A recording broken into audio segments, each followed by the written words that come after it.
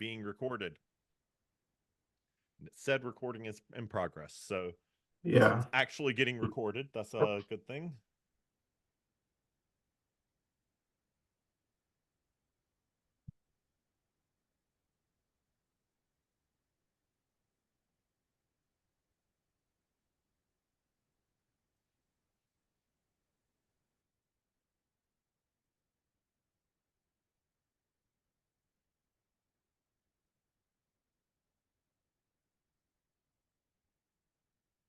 No, I don't paste in all of these boilerplate things into the channel. And I certainly wouldn't double paste them.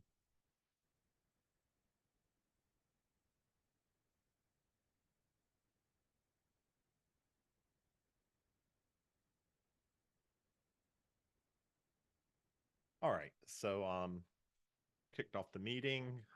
We are being recorded as always. So it can be uploaded to the TC channel. I did mess up last week and not have the recording going, so it is going this week. I've double checked. Welcome to the weekly meeting. We're operating under the Open Infra Code of Conduct, and our meeting agenda is on the wiki where it always is. I'm going to give a few minutes for folks to get connected here, as we don't have all the TC members who have not marked absence yet. So we'll give a little bit of time for folks to join up until 5 after the hour.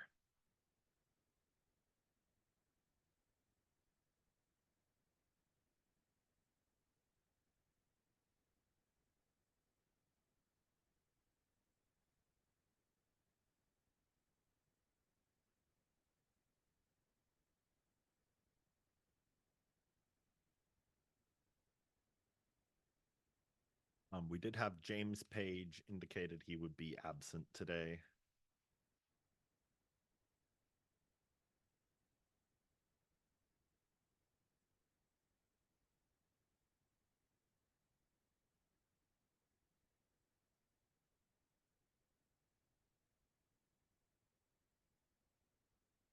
I assume Freckler's not coming, so that's 1, 2, 3, 4, 5. So we're still missing Amy.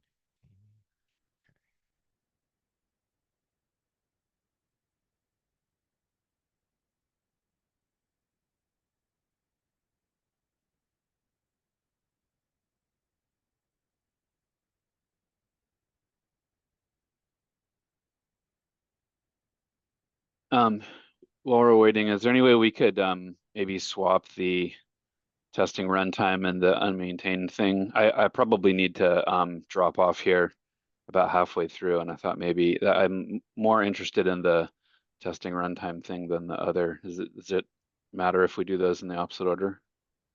I've got no objection to that.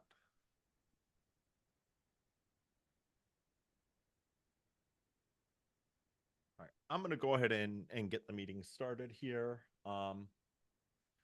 We did have some tracked action items last week.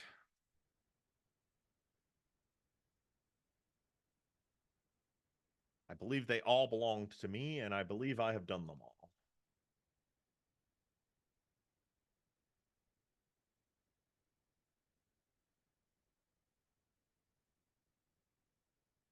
Yeah, there were 3 action items that I had. I reached out to Tony and Elot about a follow-up to unmaintained group email. They did post an update to the guide as a response to that, which is under review. I looked at that, but Rosamata and G-Man had already put good comments on that I mostly agreed with, so I didn't really put anything, but I read it. It's good progress. It's the right direction, and once that's out, they'll send an email about joining the group. I did email the mailing list with a summary of gate RAM issues. I was contacted by someone asking if additional quota would be an assistance in that from the test clouds we run on. I indicated to them that I would follow up if I got permission to, share their offer with others publicly. But in general, I said that our hope is more to identify issues like using Oslo PrivSep as an example of, like, we have actual software that we know is ballooning to unreasonable sizes in the gate, and we assume that reflects that it's going to happen for real customers as well. So, I mean, even if we get extra quota so that we can get test passing better. I don't think that that directly addresses the root cause, does it? Well, I'm not sure that I would say unreasonable, but Clark would. They're larger than we expect, or would expect.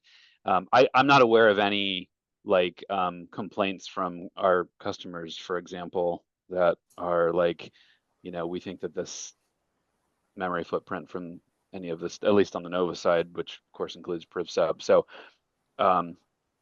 nobody is trying to, I mean, our RAM requirements are, many multiples of what we run the workers in, but yes, I mean, I think that the general answer is, I mean, Clark's answer, yeah, Clark's here. Clark will say that, we will inflate to whatever size we are given, which is true.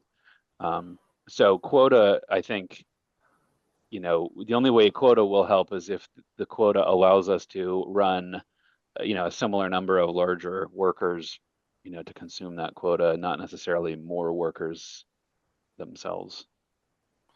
Yeah. Well, and yeah, I don't know that it's unreasonable until we identify why it's happening. I would concur that it is unexpected, right? PrivSep is as large as many of the other services, and what it's doing is relatively simple. However, also requires memory. It's regexes and buffers and so on.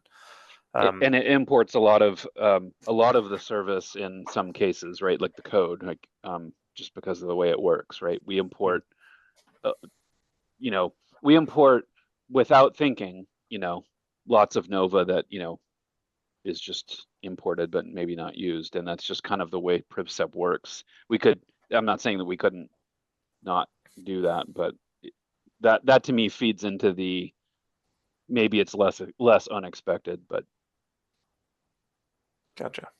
And as far as people seeing it in production, we see it in production on a cloud that we run. We can't run.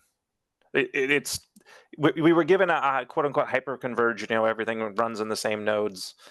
And we ended up having to stop running test nodes on some of the control plane nodes because the control plane itself filled the entire, then this is bare metal servers, right? So I think it is accurate to say we will balloon to fill the space that's given to the control plane.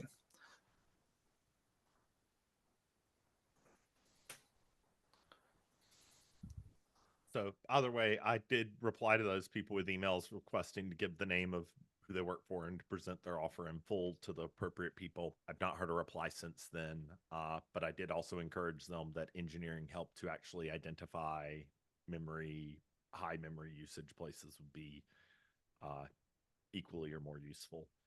So the other action item I had was to post a resolution to explicitly remove Murano from the release. That's been voted on by some of us, but it's now linked in the IRC. That was at the request of the releases team, who did not want us to change the overall policy. But despite that, the TC appeared to have pretty strong consensus that it shouldn't be included in the 2024.1 release. That resolution's posted. Please do vote on it if you have an opinion one way or the other. I will be taking a pass through all the governance resolutions shortly after this meeting to see which ones are eligible to land them. And that was all the action items for last week. We have a separate item still about Murano, so I'm going to not talk about that now. But let's instead have a gate health check. And I, for one, actually have a reasonable amount of things to present here about Ironic.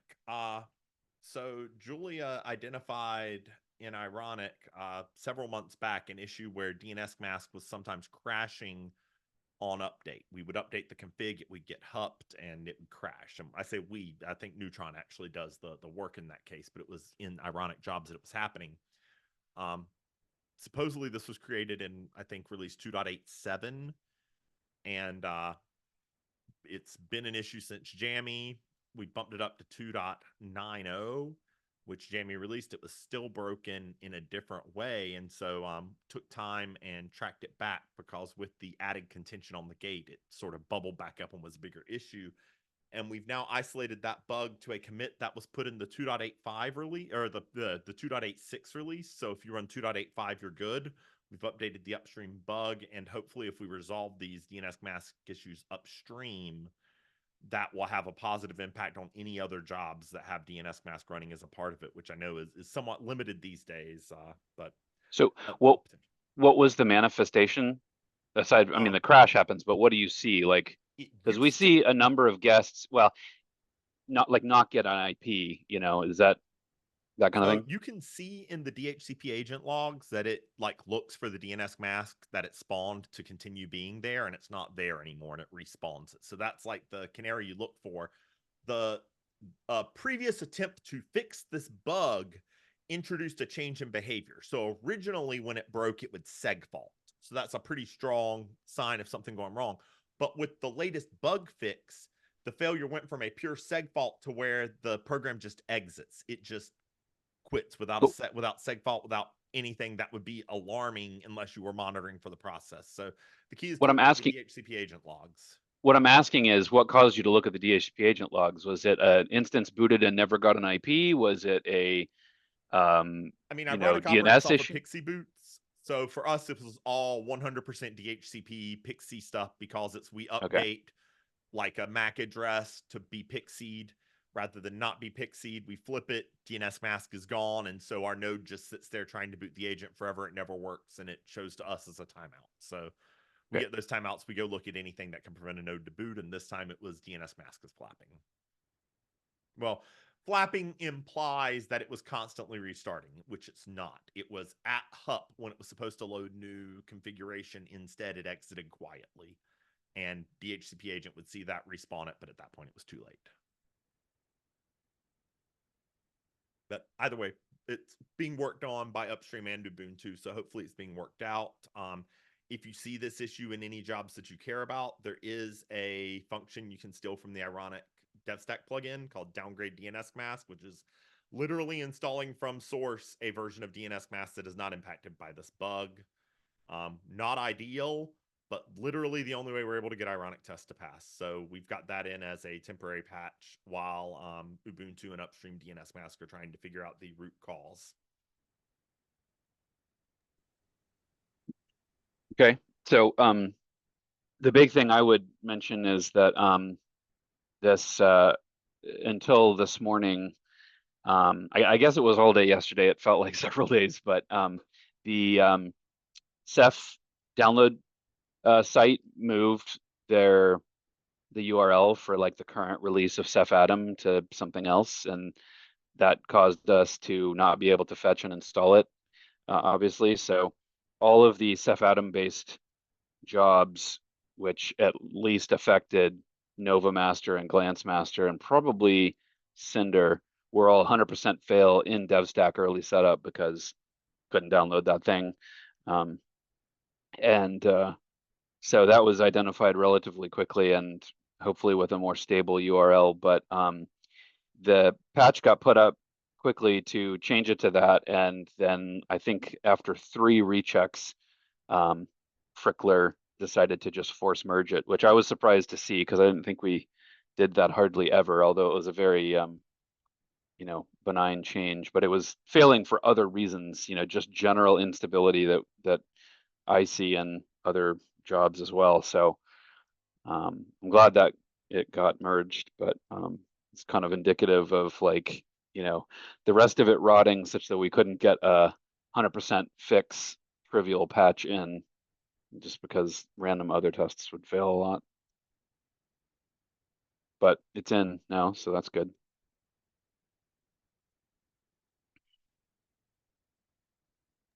Yeah, Gautam is making that job as non-voting. I think he finds some of the non-Manila testing. The flakier ones, yeah. Yeah. So I was just gonna say they were failing for, like like I would open up the thing and it would be failing on a test, but yep, that one fails a lot. So I'm not, I know that job that he referenced was, is one that fails maybe more often than not, but because it does a lot of IO, but still it wasn't like I was seeing, failures that I'm not used to seeing. Sorry, Jay. No, that's fine. I was just asking from a meta standpoint if I've got the item for the minute says jobs depending on Seth were failing due to a bad download location. Fix was required to be forced merged due to other instability. Yep. Yeah. Okay, cool. Just making sure I'm representing that right in the minutes. Is there anything else for Gate Health Check before we move on? As requested by Dan earlier, because he might have to leave, we're gonna sort of swap the couple items here in the agenda, and we're gonna go to testing runtime for 2024.2 release.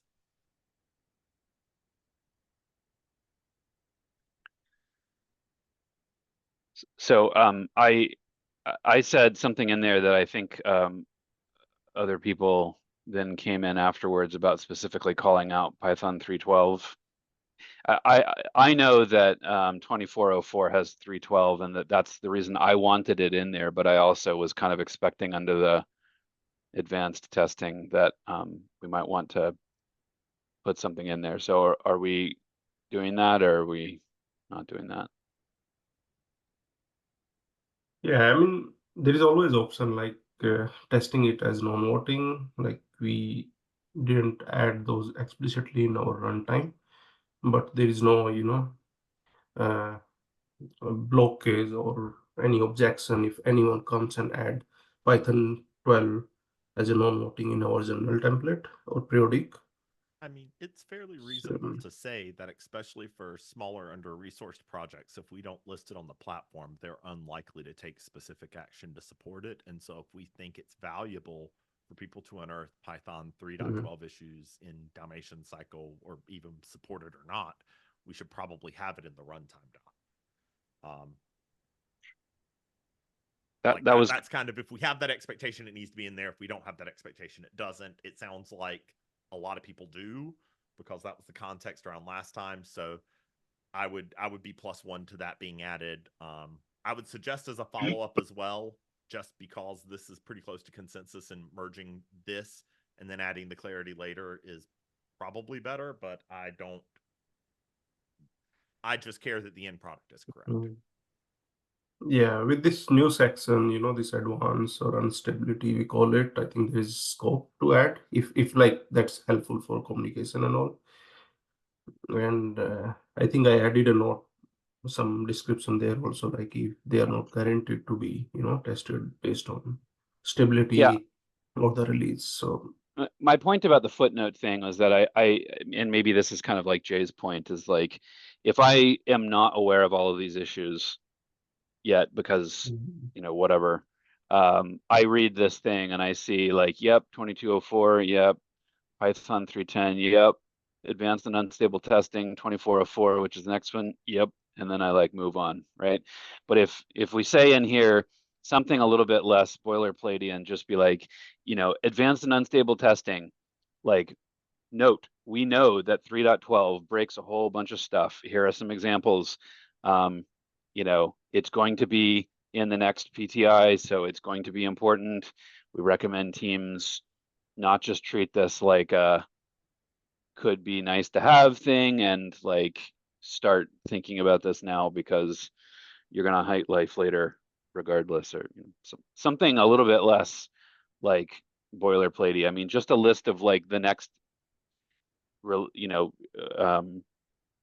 distro releases is just like something I would expect to see and skip right over. And so that's all. That was my point of the footnote.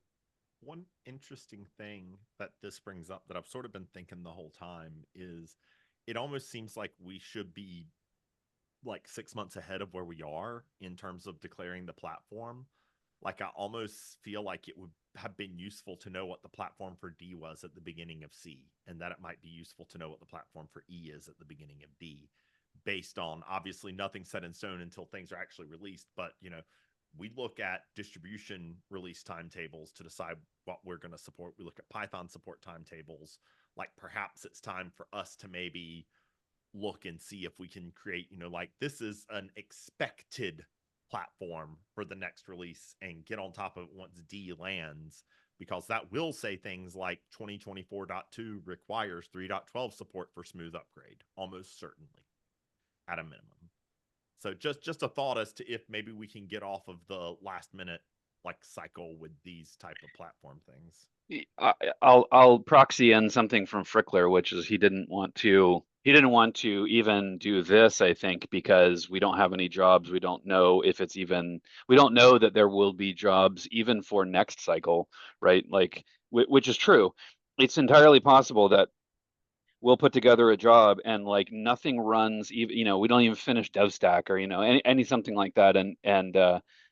And so I think he would make that argument that we can't, it's a known unknown or something. I don't know. Yeah, But for next cycle, I'll say like we keep it in their runtime, because we know like, the new version coming up after Ubuntu 24, there will be 26, and after 12, there will be 13 version or something, right? So next cycle thing, I'll say we can keep it in the runtime of that cycle. But definitely, in advanced and unstable testing, we are opening up the things like we can test in advance, or we can start doing the experiment. So I can put P12 here. Just one question, like how we wanted to, test those, because previously any advanced Python version we started testing as non-voting, but putting those in a general template so that non-voting unit test job runs in every project, every repo. But seeing Python 12 can be, unstable, so it doesn't make sense to run that failing one. well, yeah, I guess when I was originally saying this, I was thinking that we would put 3.12 on the best effort list, and we would tell people we're putting it on the best effort list because as soon as it's available, we're going to be pushing unit and functional jobs into your template that we know are likely to fail, but like that's why we're putting them in there, because it's best effort, and you need to like notice that, hey, all my stuff breaks on 3.12. So that's why I initially wanted to put it in best effort for unit and functional for that exact reason. Because I feel like if we don't say that and we do insert those jobs, people are like, all right, well, cool, but I don't know why you did that, because I'm not required to make it work, and I'm just ignoring it because it's always failing. But if we do best effort, we say FYI, we know lots of stuff is broken, don't ignore it, and you will be seeing jobs coming in, would be a stronger position. Well, it completely obviates your other concern about, like, is this so hidden in the document that no one's going to see it? If we have a non-voting job up on people's things that are failing, they're going to see it. So like, I like that from a communicative standpoint, although it certainly is going to waste a lot of electrons. Yeah, that might be worth it. But the thing is, well, the unit and functional are pretty small comparatively, but the thing is, I think they need to go together, because if you just insert a job, people are like, whoa, Python 3.12 is failing. Let me see, is that nope, not on the PTI. I guess I don't need to worry about it, so. Yeah, so. But having jobs which are non-voting and failing for whole cycle is kind of wasting of resources, which we are limited also. So yep. Yeah. We should be careful with that. we should, but we have done that in the past for non-voting things that we know are failing, and it's not like it's a Tempest run, but yeah, I was thinking to put it as periodic too, but very few project monitor those periodic, so yeah, Nova does, but I think that most people will not. So well, I'm even thinking like Oslo, right? Like shared libraries. Like there are definitely places where we're going to need to do Python 3.12 work. Well, and they're the ones that need to be on it ahead of everybody else. So yes, agreed. That's a good point. Is there any objection generally in the TC to adding Python 3.12 to the experimental upcoming testing section or to the best effort section of the testing runtime document? So to be clear, like you're meaning in advanced unstable testing one, not to add the best effort wording again, right? So because with the best effort, it's like a testing mandatory. So no, that's how like the confusion was there. I feel like there were specific complaints about that plan Jay raised previously. So I don't know, I don't understand them, but I think that there were, and that was what you asked, right? Are there?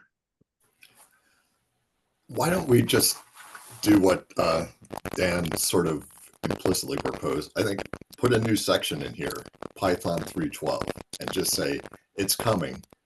It's going to be in the next one. It's fucked up. You got to start doing something. And then that way, nobody can miss it. We're not requiring them to run jobs, but So, we're saying we think it's a big deal and you need to be ready.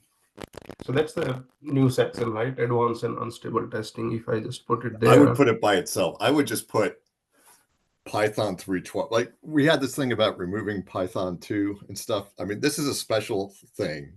There's some stuff that's fine, but there's some stuff that breaks catastrophically. Like I'm really worried about task flow. So yeah, me too. Yeah, so we've got to. So I think we don't have to do this carrying it on. This is just a special purpose thing for this particular case. We just want to mention clearly that Python 3.12 was important. We're not ready to support it yet, but it's coming in the next one. And it would be a really good idea to, we encourage people in the strongest possible terms to, test. Well, the strongest possible terms is encouraging them with a voting job. But yes, I agree with you. I think that would be that, have that Python as the 3.12 as a top level section, and then list the distros underneath it that are going to have 3.12. Like, and here's why you care, because if you happen to notice, this next version of Ubuntu, which is going to be our next version of Ubuntu, is going to have it, but yeah, make it like that and much less of a footnote. And I think that would be a much better position to be in personally. I mean, that sounds like an excellent idea. Are there any objections to that being the plan?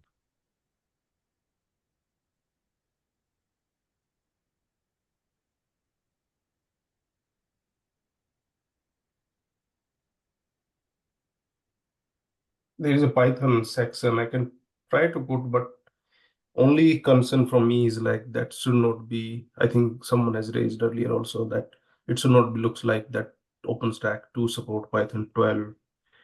If we put it on the in the Python section in top, where we have listed Python 3.9, 3.10, 3.11, and if we add Python 3.12, it should not be communicated as like we do support that.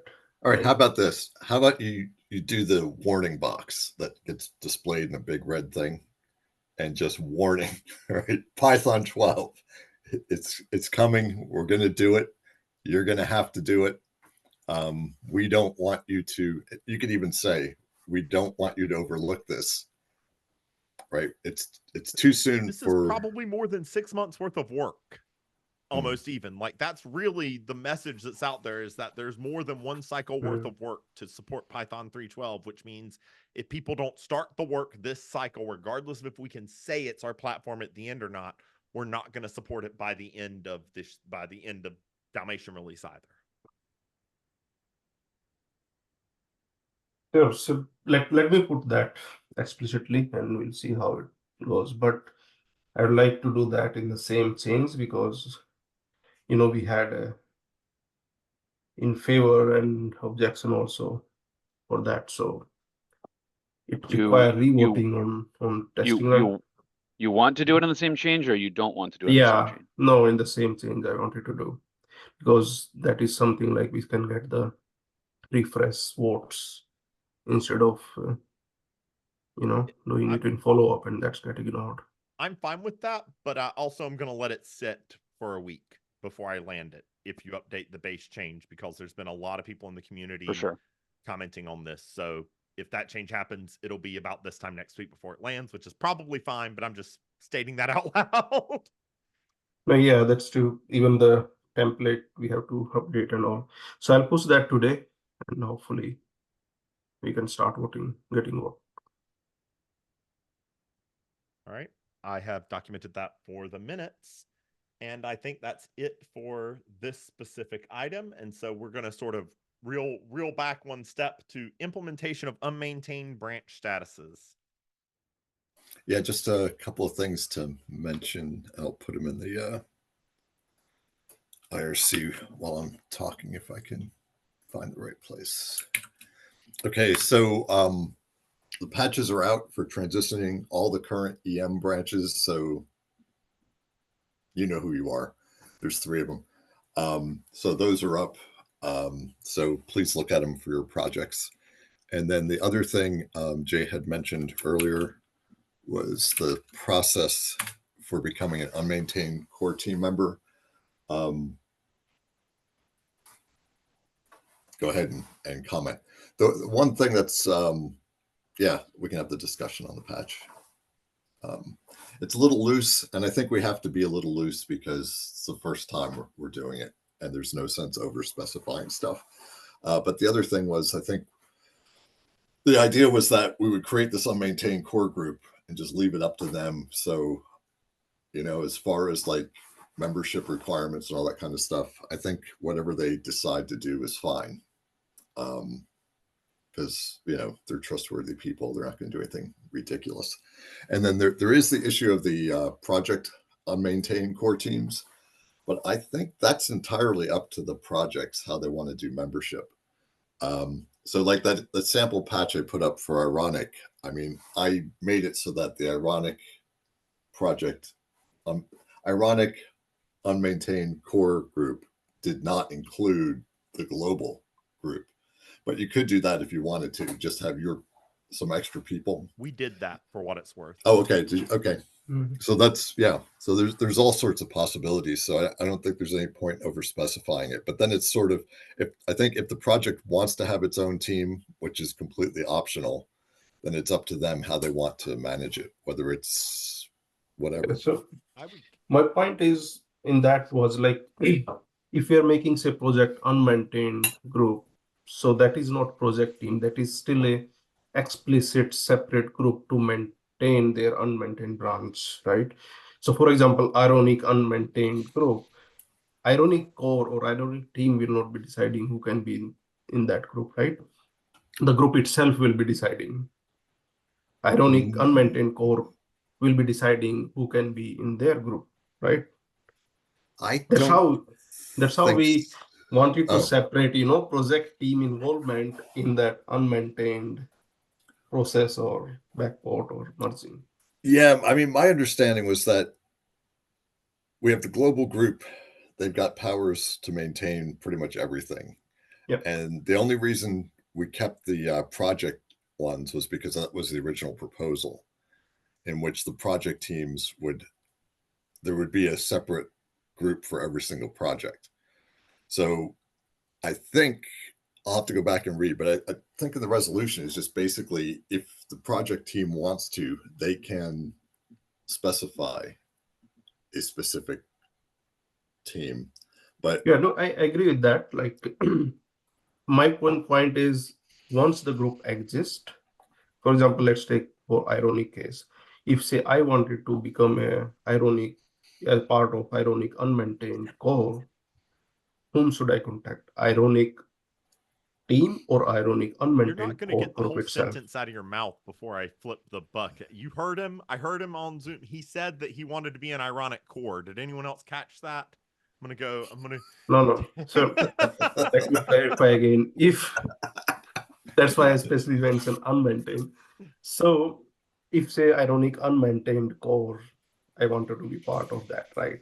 Whom should I contact? Ironic core team or Ironic unmaintained core group itself? So we set the liaison for the unmaintained team. No, we created a liaison role that the PTL can delegate to the unmaintained team, and there will be one point of contact if such an unmaintained team for Ironic exists, and they want to have a separate leader that is not the PTL. Yeah, that's my point. So we can document that. When we talk about security, we talk about threat models. Like, I feel like we should talk about use cases here and worry about the edge cases when we get there. Like, for instance, the Ironic use case for this support existing is because we have members of our community who would probably not consider themselves members of the larger OpenStack community due to the standalone nature of Ironic, people who maybe contribute to Ironic and Metal Cube rather than Ironic and OpenStack. And those are people who have no interest in maintaining other older OpenStack branches, and quite frankly, probably shouldn't have that access in general because of where their knowledge lies. And so I would be very surprised if there's a use case for a project-specific unmaintained core group that wouldn't include the larger OpenStack group. And that setup makes it such that I extremely doubt that we would end up in a situation where someone says, I care about Ironic enough, as a specific example, to support their unmaintained branches, but I don't care enough about OpenStack specifically to join the OpenStack wide group. Like that sort of, it seems like people are going to be aligned along project lines all the way up and down the branch stack, or they're going to be aligned along OpenStack lines with branch specific needs and use cases. So maybe those edges we're worried about, we should just let them be a little edgy. And if they come up, we deal with them on a case-by-case basis, because I think the policy's okay. I think we've covered it. I think we communicate what like the gist of things are. And so I'm not worried so much about these little edge cases, which someone can post a mailing list post or an IRC message and get a reasonable answer to. Yeah. But my point, like as Christy mentioned, there is a license for the project thing. So we can add at least in that our project team guide, if you wanted to be a part of project unmaintained specific group, contact the unmaintained license of that project. So that everyone know, okay, if I wanted to be part of this global group, I have the process here. If I wanted to have a part of that project specific group, this is the next step.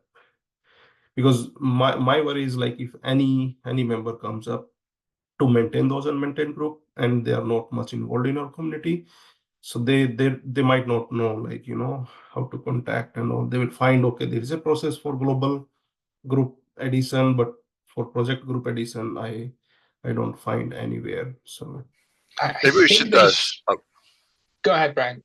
No, I was just going to say, maybe we should do this as 2 separate patches.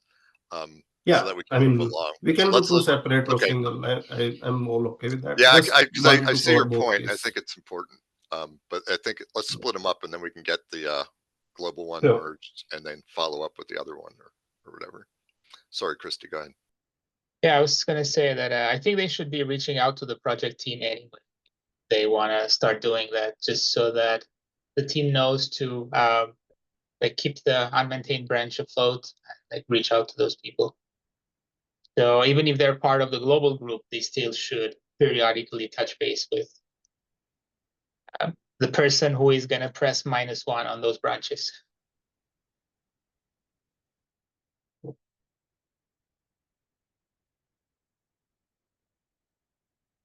Sure. I mean, whatever the process, I'm just saying, like, let's document that. I'm not, you know, arguing like they should not reach or they should reach one. Whatever the process is, if we can document, that will be easy for any people knowing, like, for both the cases, how they can reach out.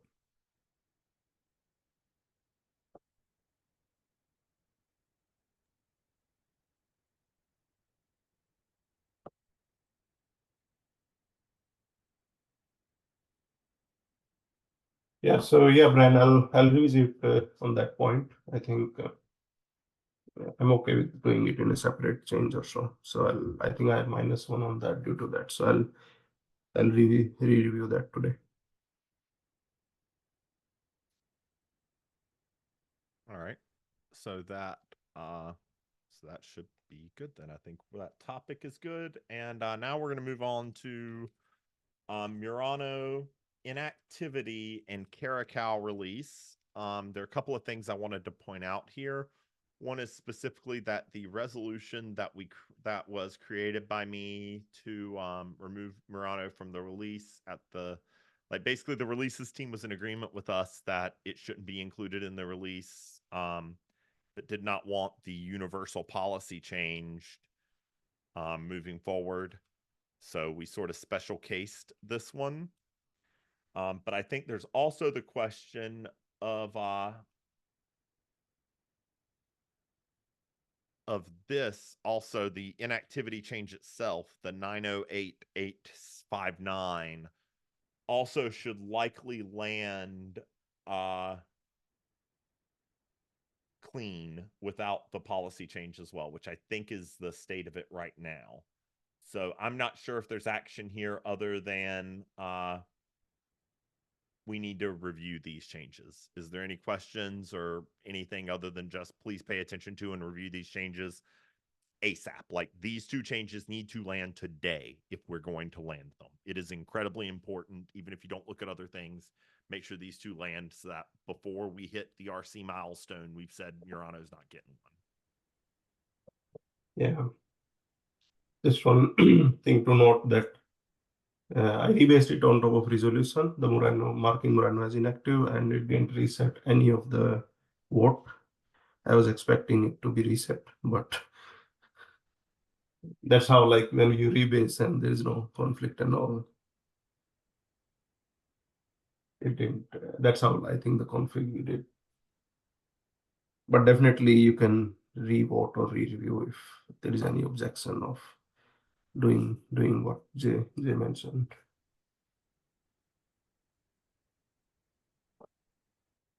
Okay, so gonna just move on then. I'm gonna take the TC tracker topic, and instead I'm gonna kind of talk about and PTG planning as well here. I'm going to be creating an Etherpad today for us to keep some PTG topics in. I probably should have done it before today, but I had a lot of meetings this morning, so I didn't get a chance to before the meeting here. But I'll link it from the TC tracker, and we'll need to get some items for PTG down. So if you've got topics or thoughts for PTG, say them.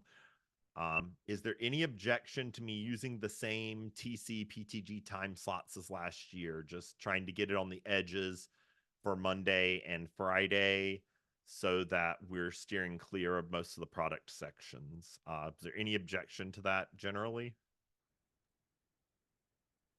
Okay with me, but maybe we can wait for a week. Like, we are expecting, like, that new TC member coming, in case their time doesn't match on that. That is the elections last 2 weeks, so they end in March 22nd. So it's not just 1 week.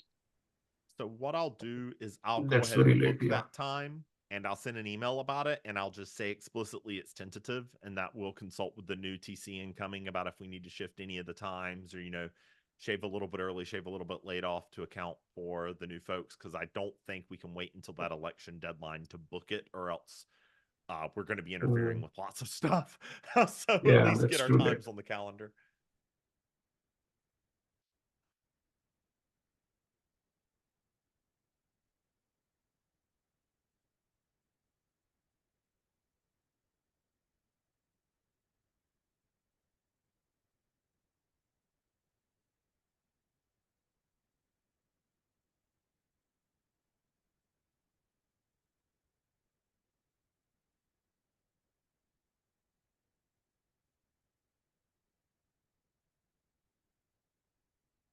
All right, so now we're on to open discussion and reviews. Is there anything that anyone has for open discussion today?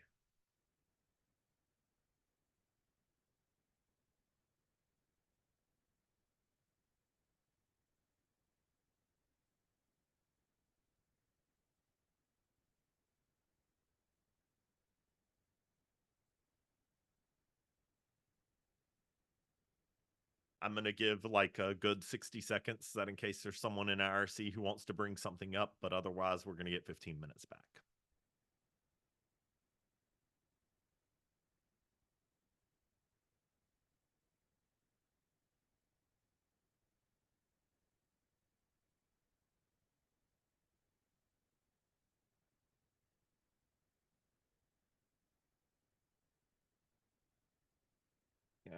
I'm going to call that good enough. All right, thanks everyone. This will be uploaded to YouTube shortly.